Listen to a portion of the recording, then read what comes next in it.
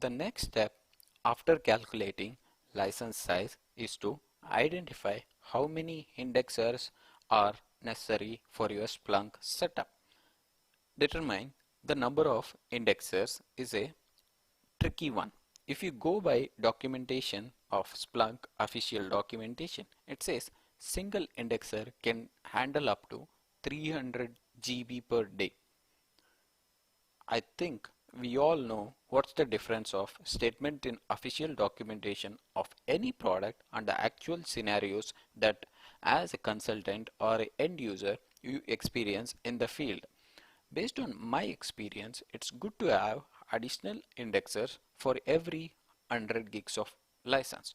I've seen environments where one indexer is being choked to death really by just not able to handle 150 to 200 gigs data because it was bombarded with applications, lot of premium apps and stuff.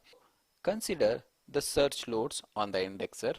As per my own recommendation or my own experience, it's good to have one indexer for every 100 GB of data.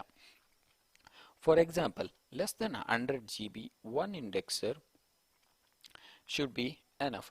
But greater than 100 and less than 200 or 250 GB, go for two indexers. And anything greater than 200 and less than 300, go for three indexer, and so on. Make sure you have that you have this in mind, and this is just a rough estimate. There is no official recommendation, but trust me, when you go with this process, you will find that your Splunk environment performance will be optimum. When I say optimum, it responds to you faster rather than having 300 GB of data in a single indexer.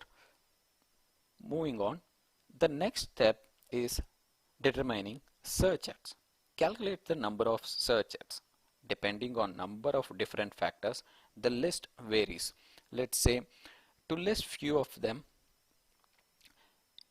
the number of searches depends on number of active users, number of alerts, reports that are scheduled or real time, number of parallel searches, number of cores available for the searcher. Considering these kind of factors, there won't be any clear answers at the beginning for you.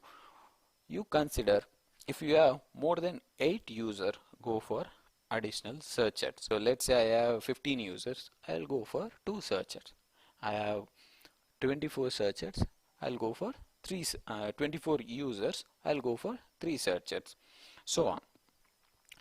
If less than 8 users, one search ad should be more than sufficient. Or one more good thing about the search ad is you can add them anytime you need. There is no need for any downtime or any impact for your existing Splunk environment. Even the indexer also you can add to your Splunk environment at any point of time. There is no actual downtime or disruption in your environment. These are simple small configuration which just scales up your environment to the next level. The search ads, you can add them at any moment of time without any impact, but although I recommend to build a strong base from the beginning in terms of indexers. Make sure you get the number of indexers right, because search ads you can add indexers. When you add at a later say the data will be shared between two indexers and the data storage will be inconsistent. In one indexer you might see 100 GB of data, in other indexer you can see 10 GB of data. To avoid these kind of data storage imbalance, it's better to build a strong base foundation for your indexers.